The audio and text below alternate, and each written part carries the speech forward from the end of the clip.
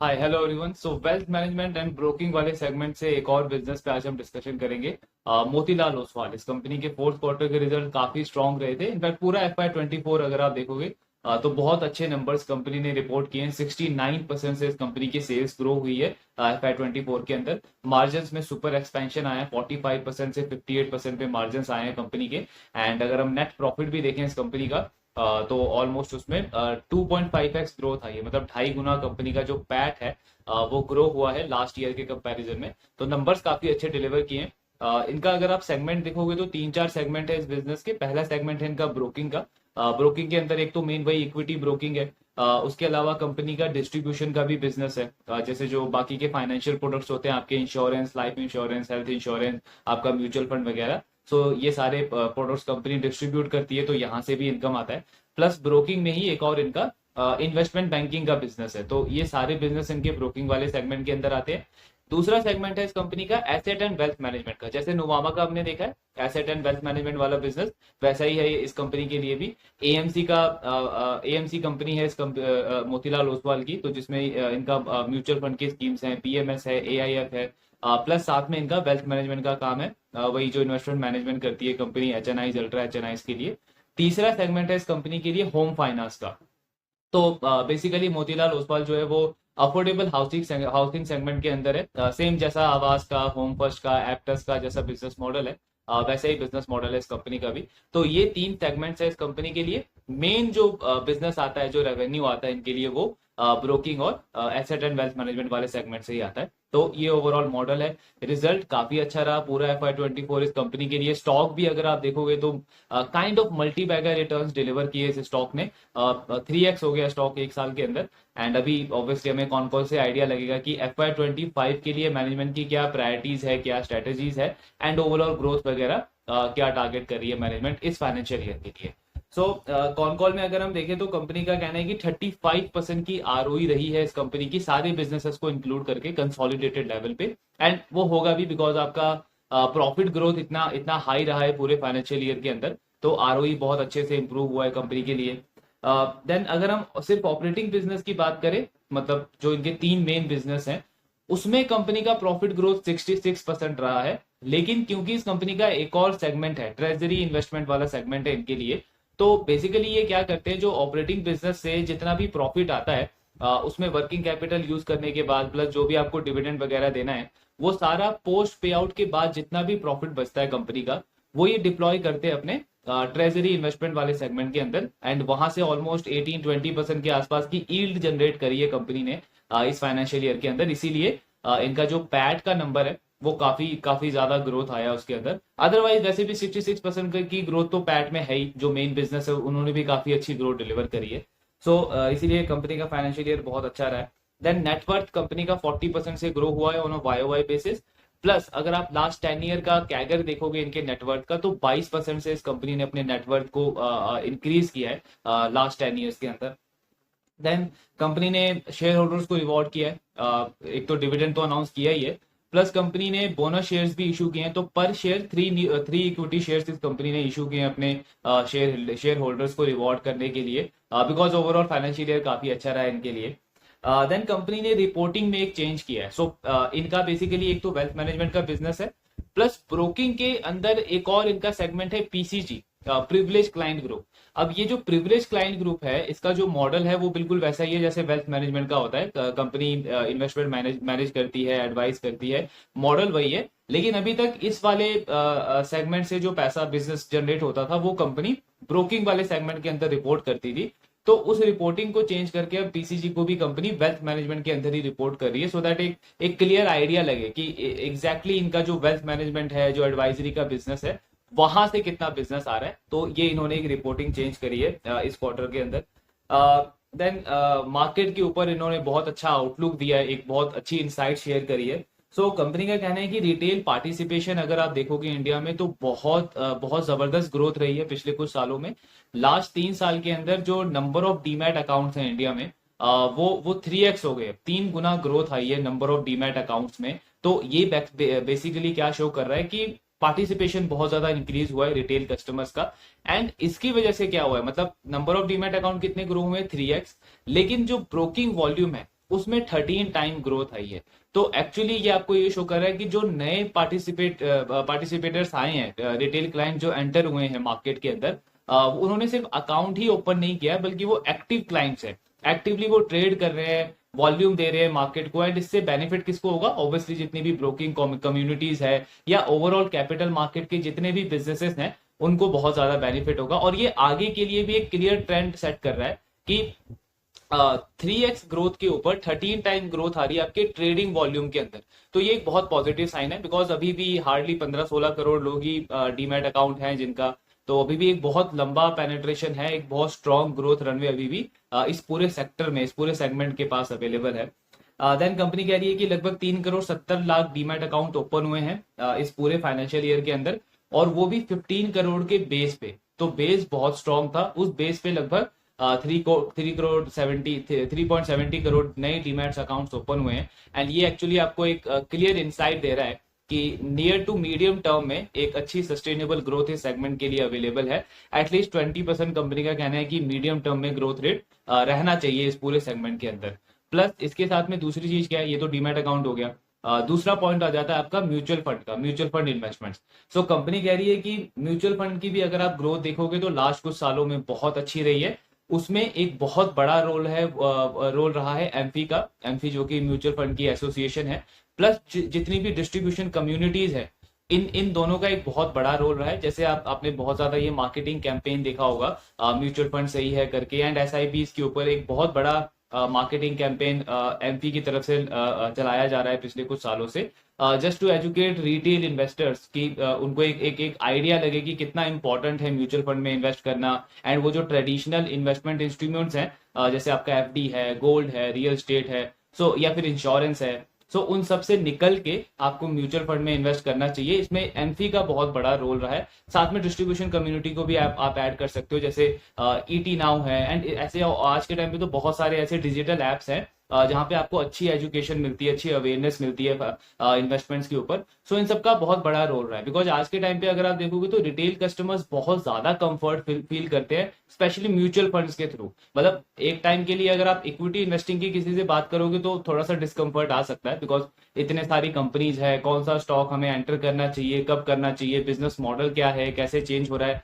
तो वो सब ट्रैक करने में बहुत सारे रिटेल इन्वेस्टर्स आज के टाइम पे फिर भी थोड़ा सा अनकंफर्टेबल फील करते हैं। बट जब म्यूचुअल फंड इन्वेस्टिंग की बात आती है तो एक आपको क्लियर साइन मिलेगा कि एक एक्सेप्टेंस बढ़ गई है। जितनी भी जो लार्जर कम्युनिटी है हमारे हमारे इंडिया के अंदर, उनमें म्यूचुअल फंड इन्वेस्टिंग की एक्सेप्टेंस बढ़ गई है। इनफैक्ट जो यंगर जनरेशन है, जो जॉब करना जस्ट स्टार्ट कर रहे हैं, उनकी भी आज के टाइम पे प्रायोरिटी क्या होती है कि मुझे एसआईपी तो स्टार्ट करना ही है। तो ये जो एक्सेप्टेंस बढ़ रही है, इससे क्या हो रहा है कि पार्टिसिपेशन बढ़ रहा है म्यूचुअल फंड के अंदर, और वो आपको डेटा में भी शो करेगा। बिकॉज मंथली एसआईपी फ्लो अगर आप देखोगे तो लास्ट 6-7 साल के अंदर 24% की कैगर ग्रोथ रही है मंथली एसआईपी फ्लोज के अंदर। मतलब एवरेज एसआईपी फ्लो जो है वो पहले इंडिया में 4000 करोड़ के आसपास होता था, आज के टाइम पे वो नियरली 20,000 करोड़ के आसपास है। तो मतलब ऑलमोस्ट 5x ग्रोथ आई है मंथली एसआईपी फ्लोज के अंदर। ये क्यों हुआ है? बिकॉज जो इन्वेस्टर्स है, जो रिटेल इन्वेस्टर है इंडिया का, वो अब धीरे धीरे कंफर्ट फील करने लगा है एटलीस्ट म्यूचुअल फंड इन्वेस्टिंग से। ये डेटा सजेस्ट करता है। इक्विटी में अभी भी उस लेवल का पार्टिसिपेशन नहीं है, बिकॉज बहुत सारी चीजें हैं, थोड़े बहुत चैलेंजेस अभी भी है। लेकिन एटलीस्ट आप म्यूचुअल फंड इन्वेस्टिंग में हम ये कह सकते हैं कि एक लेवल ऑफ कंफर्ट जो है, या एक एक्सेप्टेंस जो है, वो बढ़ गया इन्वेस्टर्स का आज के टाइम पे।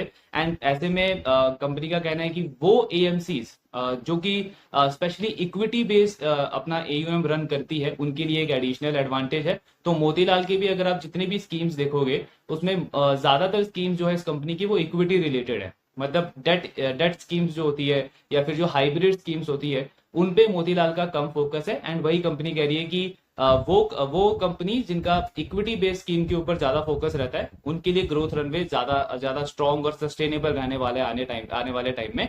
बिकॉज 7-8% तो आपको ऑब्वियसली एफडी में भी मिल जाता है। तो एक रिटेल इन्वेस्टर के लिए मार्केट में इन्वेस्ट करने का सबसे बड़ा इंसेंटिव क्या होगा? जब वो इक्विटी इंस्ट्रूमेंट में इन्वेस्ट करेगा, जहां पे आपको एटलीस्ट 13-14% के आसपास का आप इन्वेस्ट रिटर्न जो है वो एक्सपेक्ट कर सकते हो। सो इसके ऊपर कंपनी का फोकस है। देन इन्होंने अपने कैपिटल मार्केट का जो बिजनेस है इनका ब्रोकिंग वगैरह का, उसके नंबर शेयर किए, तो वो ऑब्वियसली बहुत अच्छा रहा है। इसमें एक इंपॉर्टेंट नंबर क्या है, एवरेज डेली टर्नओवर। तो किसी भी ब्रोकिंग कंपनी का ये जो नंबर होता है एवरेज डेली टर्नओवर, ये एक्चुअली एक इंडिकेटर होता है कि कंपनी का आने वाले क्वार्टर्स के अंदर रेवेन्यू ग्रोथ किस तरीके का रहने वाला है। तो एवरेज डेली टर्नओवर अगर आप मोतीलाल का देखोगे तो उसमें 122% की ग्रोथ आई है। सो ये एक्चुअली शो कर रहा है कि पर ट्रेड एग्जीक्यूशन इनका बड़ा है। बिकॉज अगर नंबर ऑफ ट्रेड आपके नहीं बढ़ेंगे तो रेवेन्यू कहां से जनरेट होगा, ब्रोकरेज तो आपकी तभी जनरेट होगी जितने ज्यादा आपके ट्रेड्स एग्जीक्यूट होंगे। तो ये नंबर काफी अच्छे से ग्रो हुआ है, इसीलिए हमने देखा है कि रेवेन्यू ग्रोथ भी कंपनी की ओवरऑल काफी अच्छी रही है। देन जो ब्रोकिंग में ही जो इनका डिस्ट्रीब्यूशन वाला बिजनेस है उसमें इनका एयूएम ऑलमोस्ट 27% से ग्रो हुआ है। इसमें एक पॉइंट है जहां पे कंपनी अभी काम करना चाह रही है। तो कंपनी कह रही है कि हमारा जो क्रॉस सेल रेशियो है वो आज के टाइम पे सिर्फ 6% है, 6% है। इसको हम इंप्रूव करना चाहते हैं और इसीलिए हम क्या कर रहे हैं कि हमारा जो डिस्ट्रीब्यूशन टीम है उसको हम 3x करने को देख रहे हैं अगले 3 साल के अंदर। मतलब नए एम्प्लॉयज, नए आरएम कंपनी हायर करने को देख रही है अपने डिस्ट्रीब्यूशन वाले बिजनेस के अंदर, बिकॉज वहां पे क्रॉस सेल रेशियो कंपनी कह रही है कि हमारा सिर्फ 6% है। तो बेसिकली ये जो फाइनेंशियल इंडस्ट्री है इसमें आप बैंक्स को भी इंक्लूड कर सकते हो, एनबीएफसी, ब्रोकरेज और ये जो एएमसीज है, इस पूरी फाइनेंशियल इंडस्ट्री के अंदर जो क्रॉस सेल रेशियो है ये बहुत ज्यादा मैटर करता है। बिकॉज फाइनेंशियल इंडस्ट्री में वही कंपनीज बहुत बड़ी कंपनीज बनती है, एक सक्सेसफुल कंपनी बनती है जिनका क्रॉस सेल रेशियो ज्यादा होता है। क्योंकि एक्विजिशन के ऊपर तो आपकी कॉस्ट सेम लग रही है, लेकिन उस एक एक्विजिशन से आप कितना बिजनेस जनरेट कर सकते हो ये डिपेंड करता है उस फ्रेंचाइजी की कैपेबिलिटी के ऊपर कि उसका क्रॉस सेल रेशियो कितना होता है। फॉर एग्जाम्पल अगर आप बजाज फाइनेंस को देखोगे तो वो सबसे बेस्ट एग्जाम्पल है इंडिया की, मतलब सबसे बेस्ट क्रॉस सेल फ्रेंचाइज है वो। एक छोटे से प्रोडक्ट से वो किसी एक कंज्यूमर को एक्वायर करते हैं, एक कस्टमर को एक्वायर करते हैं, देन 3 4 5 प्रोडक्ट्स उस कस्टमर को वो क्रॉस सेल करते हैं। तो ये बेसिकली एबिलिटी शो करता है उस फ्रेंचाइजी की कि वो पर क्लाइंट रेवेन्यू कितने अच्छे तरीके से और कितने बड़े वॉल्यूम में जनरेट कर सकता है। बिकॉज उससे आपका एक्विजिशन कॉस्ट कम हो जाता है एंड आपके मार्जिन बढ़ जाते हैं। तो वही मोतीलाल कह रहा है कि आज के टाइम पे हमारा क्रॉस सेल रेशियो कम है, सिर्फ 6% है, इसको हम बढ़ाने को देख रहे हैं। सो इसीलिए हमारा टारगेट क्या है कि नंबर ऑफ एम्प्लॉयज हम बढ़ाए, अपनी डिस्ट्रीब्यूशन टीम को हम 3x करने को देख रहे हैं अगले 3 साल के अंदर। Then asset and wealth management के का जो बिजनेस है उसमें जो रेवेन्यू है कंपनी का वो ऑलमोस्ट 58% से ग्रो हुआ है। तो अगेन बहुत अच्छी ग्रोथ रही है। कंपनी का एसेट मैनेजमेंट में जो एयूएम है, एसेट मैनेजमेंट में इनका पीएमएस आता है, म्यूचुअल फंड आता है, एआईएफ आता है। सो ये तीनों स्कीम्स है कंपनी की। इसमें इनका टोटल एयूएम की ग्रोथ ऑलमोस्ट 57% रही है। सबसे बड़ा हाईलाइट क्या रहा है कंपनी के लिए कि इनकी 95% जो इनकी स्कीम्स रही है, जो स्ट्रेटेजीज रही है, उन्होंने अपने बेंचमार्क को आउट परफॉर्म किया है, बेंचमार्क को बीट किया है। मतलब एग्जांपल के लिए अगर मोतीलाल का कोई लार्ज कैप फंड है तो उसने निफ्टी 50 को आउट परफॉर्म किया है। और ये बहुत इंपॉर्टेंट हो जाता है स्पेशली म्यूचुअल फंड इंडस्ट्री में, मतलब एएमसी कंपनीज के लिए बहुत इंपॉर्टेंट पैरामीटर होता है ये। क्योंकि इंडिया में तो साइकी इस तरीके की है, आप किसी भी ऐप, इन्वेस्टमेंट वाले ऐप के ऊपर चले जाओगे तो आपको टॉप में क्या शो किया जाता है कि ये 3 4 स्कीम्स हैं जिन्होंने लास्ट 1 साल के अंदर 30%, 40%, 50% रिटर्न जनरेट किया है। और इनफैक्ट जो रिटेल इन्वेस्टर है उनका भी फोकस सिर्फ इसी चीज के ऊपर जाता है। कोई भी ये नहीं देखता है कि उससे पहले का ट्रैक रिकॉर्ड कैसा रहा है या फिर क्वार्टर वाइज ट्रैक रिकॉर्ड कैसा रहा है, फंड मैनेजर का ट्रैक रिकॉर्ड कैसा रहा है। कोई भी इस चीज को डीपली एनालाइज नहीं करता है, बस हमें ऊपर का हाईलाइट दिखाया जाता है कि 40% 50% रिटर्न जो है वो इस पर्टिकुलर स्कीम ने शो किया है। एंड वही देख के मोस्टली इन्वेस्टर जो है इंडिया के अंदर आज के टाइम पे म्यूचुअल फंड में इन्वेस्ट कर देते हैं। सो ये जो चीज है जो मोतीलाल के लिए 95% इनके जो स्कीम्स हैं उन्होंने आउट परफॉर्म किया है, ये बहुत अच्छे से प्ले आउट हुई है। ये आपको इनके नंबर्स में भी दिखेगा बिकॉज कंपनी का जो ग्रॉस सेल्स का नंबर है वो 116% से ग्रो हुआ है on a Y basis. Because जब आपकी इतनी सारी स्कीम्स आउट परफॉर्म करती है अपने बेंचमार्क इंडेक्स को, तो आपके जो सेल्स पर्सन हैं उनको सेल करना बहुत इजी हो जाता है। आपको बस इन्वेस्टर को वो डेटा शो करना है कि लास्ट 1 साल में हमारे फंड्स की परफॉर्मेंस कैसी रही है। तो मतलब जो न्यू इन्वेस्टर है वो भी भर भर के पैसा डालेगा, प्लस जो एग्जिस्टिंग इन्वेस्टर है आपके साथ में वो भी और एसआईपी बढ़ा देगा, अपना लमसम बढ़ा देगा, बिकॉज उसको वो रिटर्न शो हो रहा है। तो यहाँ पे शॉर्ट टर्म माइंडसेट अभी भी इन्वेस्टर्स का बहुत ज्यादा है इंडिया में, और ये चीज बहुत अच्छे से प्ले आउट होती है किसी भी एएमसी कंपनी के लिए कि अगर एक पर्टिकुलर पीरियड में उनका कोई 1 2 स्कीम आउट परफॉर्म कर जाता है तो उनका सेल्स बहुत अच्छे से बढ़ जाता है। इसीलिए कंपनी बहुत ज्यादा कॉन्फिडेंट है और क्या कह रही है कि FY25 के अंदर हम अपना ग्रॉस सेल्स जो है उसको डबल करने को देख रहे हैं यहाँ से। मतलब ऑलरेडी FY24 के अंदर 116% की ग्रोथ आई है, उस ग्रोथ को कंपनी और एग्रेसिवली डबल करने को देख रही है FY25 के अंदर। तो ये एक बहुत अच्छा साइन है इनके शेयर होल्डर्स के लिए। और ये कहाँ से आएगा? कंपनी बोल रही है पहला तो हमें ट्रैक्शन मतलब डिमांड बहुत अच्छा मिल रहा है। क्यों मिल रहा है? क्योंकि हमारे एग्जिस्टिंग स्कीम्स ने इतना अच्छा परफॉर्म किया है, तो नए कस्टमर्स अपने आप आ रहे हैं। प्लस दूसरा पॉइंट क्या है कि हम अपना नए न्यू ऑफर्स भी लेकर के आ रहे हैं, मतलब नया एनएफओ कंपनी लॉन्च करेगी। तो ये तो टिपिकल है, जब भी आप देखते हो कि मार्केट में बुल रैली है, मार्केट बहुत न्यू हाई लगा रहा है, तो एनएफओ आते हैं ज्यादा, आईपीओ आते हैं ज्यादा। तो ये तो एक बहुत क्लियर सेंटीमेंट है। उसमें क्या होता है कि अगेन वहां पे भी ग्रॉस सेल करना बहुत इजी हो जाता है सेल्स पर्सन के लिए, बिकॉज आप शो कर सकते हो कि हमारे पुराने स्कीम्स ने ऑलरेडी इतने अच्छे रिटर्न डिलीवर किए हैं, तो अब जो ये नए स्कीम्स है इससे भी आप एक्सपेक्ट कर सकते हो कि एक अच्छा रिटर्न डिलीवर करेगा। और उन एनएफओ में भी भर भर के पार्टिसिपेशन आता है। तो इसीलिए कंपनी दोनों चीजों पे फोकस कर रही है, एग्जिस्टिंग स्कीम्स पे भी और नए फंड भी कंपनी लॉन्च करने का टारगेट कर रही है। एसआईपी का नंबर भी कंपनी के लिए काफी अच्छे से ग्रो हुआ है। तो अगेन एसआईपी तो आज के टाइम पे बहुत कंफर्टेबल है किसी भी रिटेल इन्वेस्टर को सेल करने के लिए, because even 1500 rupees, in fact 100 rupees से भी एसआईपी स्टार्ट होती है। तो क्योंकि सिस्टम इतना इतना फ्लेक्सिबल हो चुका है आज के टाइम पे कि हर एक छोटे से छोटा इन्वेस्टर भी एसआईपी तो एटलीस्ट स्टार्ट कर सकता है। एंड ये अच्छा साइन है, मतलब इंडिया की कैपिटल मार्केट के लिए अच्छा है और रिटेल इन्वेस्टर के लिए भी अच्छा है। जैसे जैसे पार्टिसिपेशन बढ़ेगा, पेनिट्रेशन बढ़ेगा और हर एक प्लेयर के लिए एक अच्छी ग्रोथ अपॉर्चुनिटी बनेगी यहाँ से। देन कंपनी का प्राइवेट इक्विटी का भी बिजनेस है, उसमें भी ग्रोथ अच्छी रही है और ये अपना कुछ नए फंड्स लॉन्च कर रहे हैं रियल एस्टेट के अंदर, कमर्शियल रियल एस्टेट के अंदर, एआईएफ के अंदर भी कंपनी कुछ नए फंड्स लॉन्च कर रही है।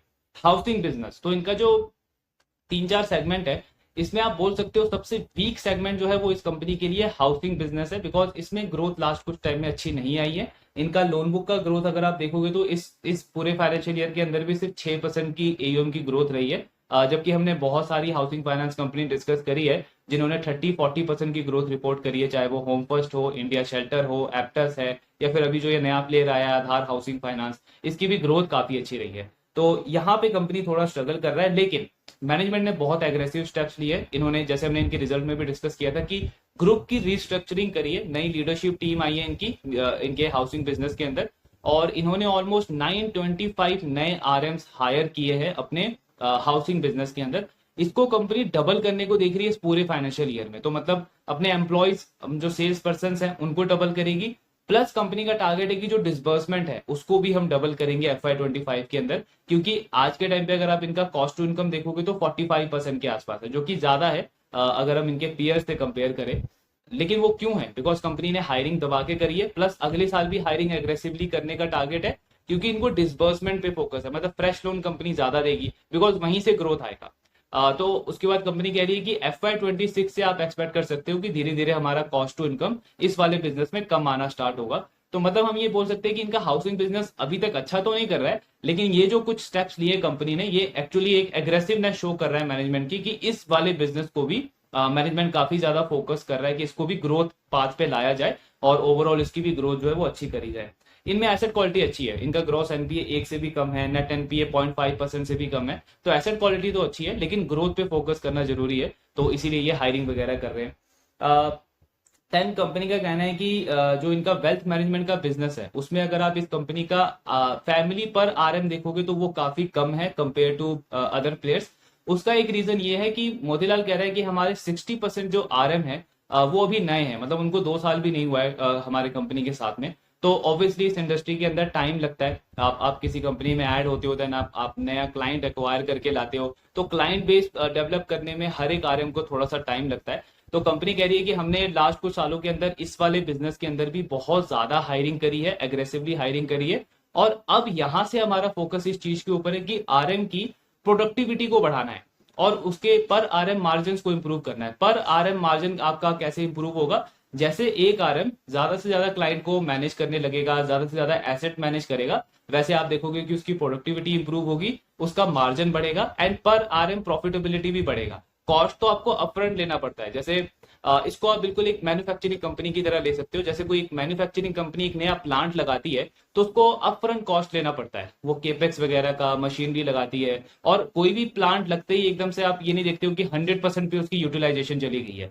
मतलब प्रोडक्शन कैपेसिटी जो है वो धीरे धीरे बढ़ता है, पहले 30%, फिर 50%। उसके बाद मैनेजमेंट जो है वो बाहर से जाके नई डील लेकर के आती है, नया क्लाइंट लेकर के आती है। फिर ग्रेजुअली वो जो प्रोडक्शन कैपेसिटी है वो 70, 80, 90% तक जाता है। सिमिलरली मोतीलाल क्या कह रहा है कि ये सारे आरएम जो है वो अभी नए हैं, 2 साल भी नहीं हुआ है इनको, तो आरएम को एटलीस्ट 3 से 4 साल का टाइम लगता है इस इंडस्ट्री के अंदर, जब तक वो अपनी पूरी कैपेसिटी पे काम नहीं कर ले। तो 3-4 साल का टाइम लगेगा। उसके बाद आप देखोगे कि हर एक आरएम का पर फैमिली जो है या पर एयूएम जो है आरएम वो ग्रो होगा, प्रोडक्टिविटी बढ़ेगा, एंड वहां से हमारे मार्जिन इंप्रूव होंगे। आज के टाइम पे इस कंपनी का यही फोकस है कि एक्स्ट्रा हायरिंग अब नहीं करनी है, हायरिंग कर ली है, जो हायरिंग हमने कर ली है उसको यूटिलाइज करना है अच्छे तरीके से, तो उससे इनका मार्जिन वगैरह आने वाले टाइम में इंप्रूव हो सकता है। देन कंपनी कह रही है जो पीसीजी बिजनेस हमने इस वाले वेल्थ मैनेजमेंट वाले सेगमेंट में ऐड किया है, इसमें बेसिकली दोनों है तो वही बिजनेस वेल्थ मैनेजमेंट का ही है, इन्वेस्टमेंट मैनेजमेंट का ही है। पीसीजी के अंदर बेसिकली वो क्लाइंट होते हैं जिनका पोर्टफोलियो 5 करोड़ से लेके 25 करोड़ तक होता है, यानी कि एचएनआई मेनली। और अब हमारा जो वेल्थ मैनेजमेंट का है उसमें वो कस्टमर्स होते हैं जिनका स्टार्टिंग पोर्टफोलियो 25 से करोड़ से ज्यादा होता है, फॉर एग्जाम्पल 30 करोड़ होता है। तो ये एक डिफरेंस है। प्लस एक और डिफरेंस क्या है कि पीसीजी में मेनली जो क्लाइंट्स एक्वायर होते हैं वो पहले ब्रोकिंग के थ्रू होते हैं। मतलब कोई आरएम गया, उसने एफएनओ के लिए अप्रोच किया किसी क्लाइंट को, या फिर आपका लॉन्ग टर्म इन्वेस्टिंग के लिए कैश वाले सेगमेंट में किसी को अप्रोच किया, तो वहां से वो क्लाइंट एक्वायर होता है और उसके बाद उसको पीसीजी के अंदर लाया जाता है। वीजा वीज जो वेल्थ मैनेजमेंट का क्लाइंट है वो प्योरली पहले वेल्थ मैनेजमेंट वाले बिजनेस में एक्वायर होता है, उसके बाद उसको बाकी सेगमेंट्स के साथ में इंट्रोड्यूस किया जाता है। तो ये एक डिफरेंस है दोनों सेगमेंट में, लेकिन है मेन कोर तो वही है कि एडवाइजरी का बिजनेस है, दोनों में इन्वेस्टमेंट मैनेजमेंट ही करना है आपको। तो ये एक पॉइंट है। देन कंपनी कह रही है कि इनका मार्केट शेयर बढ़ा है, ये सबसे बड़ा पॉजिटिव साइन है किसी भी बिजनेस के लिए, चाहे वो कोई भी सेक्टर में हो। मोतीलाल ओसवाल कह रहा है कि हमारा जो कैश सेगमेंट के अंदर जो मार्केट शेयर है वो बढ़ करके 8.2% हो गया, लगभग 3% की इंप्रूवमेंट आई है।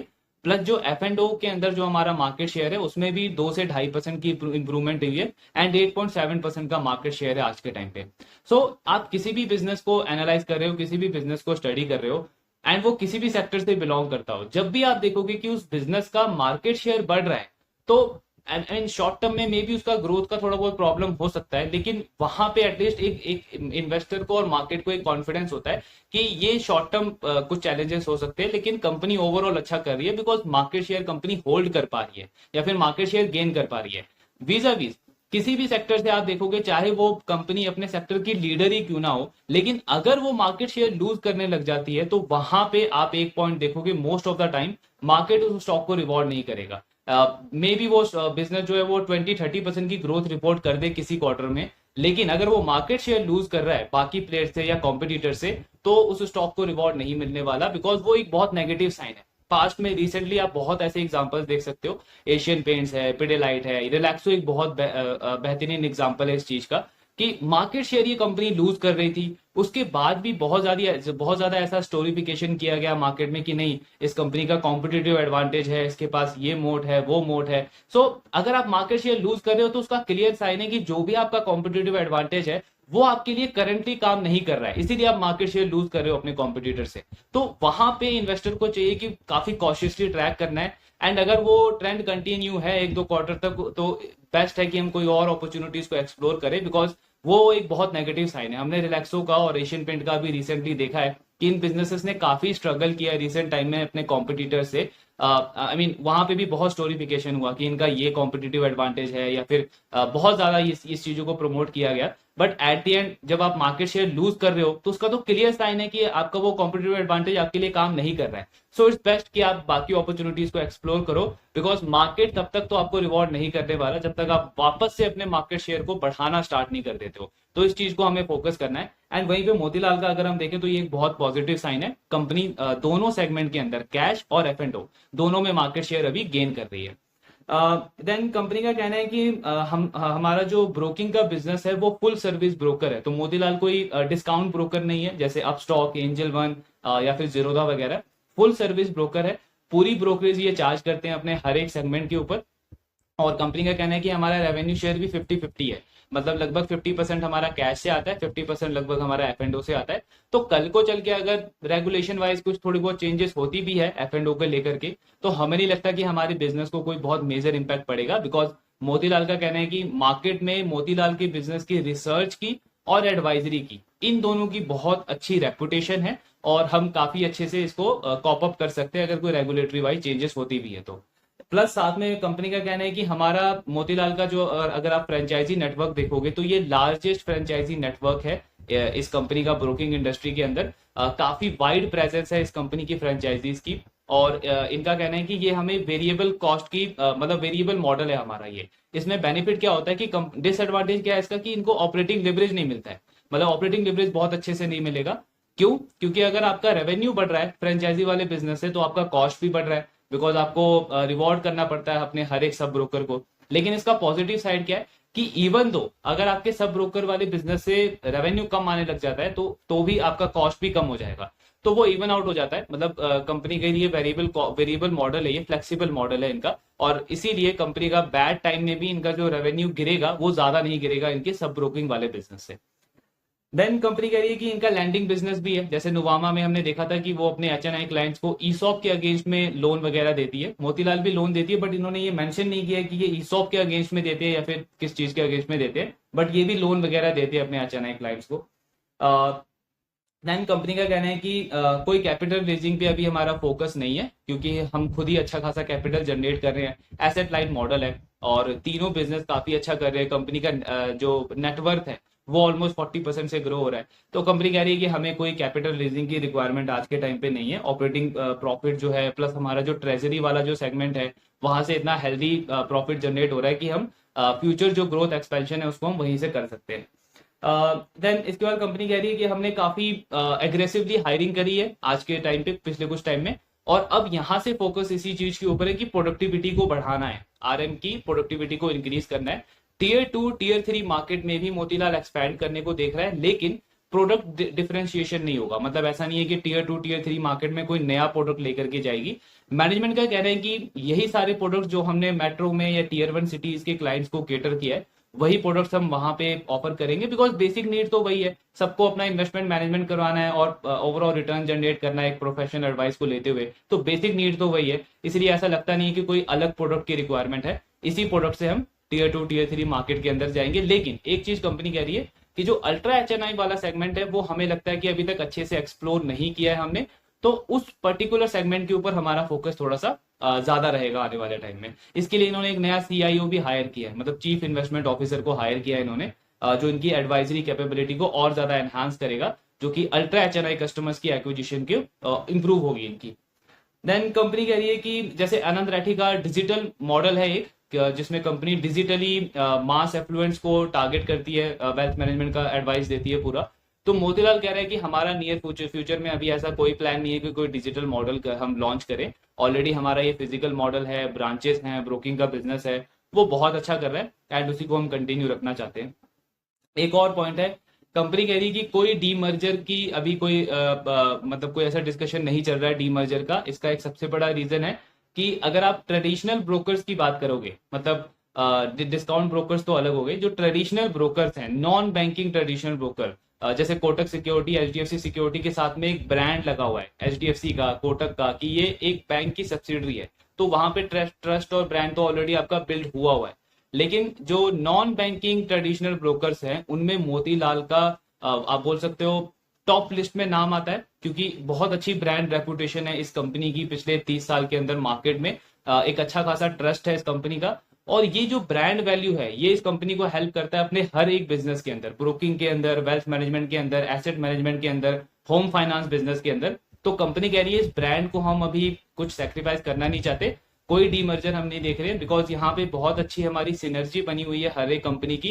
एक बिजनेस में कोई नया क्लाइंट आता है उसको हम बाकी बिजनेसेस में एक्सप्लोर करते हैं, इंट्रोड्यूस करते हैं, तो वहां से क्रॉस सेल काफी अच्छी अपॉर्चुनिटी बनी है हमारी, तो उसको हम अफेक्ट नहीं करना चाहते, इसलिए डीमर्जिंग का कुछ अभी डिस्कशन वगैरह चल नहीं रहा है कंपनी का। देन कंपनी का कह रहे हैं कि जो हमारा ब्रोकिंग वाला बिजनेस है, मतलब जो इनका सब ब्रोकिंग वाला बिजनेस है, उसमें जो ब्रोकिंग वाला पार्ट का रेवेन्यू है सब ब्रोकर के साथ में, उसका रेवेन्यू शेयर कंपनी के पास में, मतलब सब ब्रोकर के साथ में जो इनका बिजनेस है उसमें ब्रोकिंग वाले बिजनेस से जितना रेवेन्यू आता है उसका 60-65% मोतीलाल को जाता है एंड बाकी का सब ब्रोकर को जाता है। लेकिन जो डिस्ट्रीब्यूशन वाला पार्ट है उस बिजनेस का, बिकॉज इनके सब ब्रोकर्स भी आगे म्यूचुअल फंड सेल करते हैं, पीएमएस सेल करते हैं, तो उस डिस्ट्रीब्यूशन से जो इनकम आती है उसका जो रेवेन्यू शेयर है वो इनके सब ब्रोकर को जाता है। 80-85% सब ब्रोकर को जाता है एंड बाकी का मोतीलाल ओसवाल को आता है।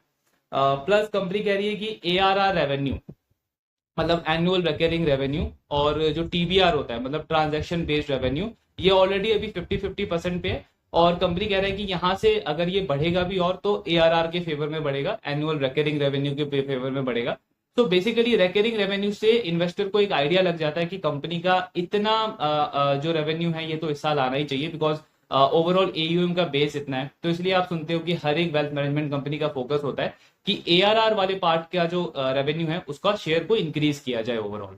सो ये ओवरऑल इनका कॉन कॉल का एनालिसिस था। तो एक चीज हमें क्लियर समझ आती है कि कंपनी का रिजल्ट बहुत अच्छा है, ग्रोथ काफी अच्छा है, आगे का टारगेट है इनका 20% के आसपास की ग्रोथ की टारगेट है कंपनी की।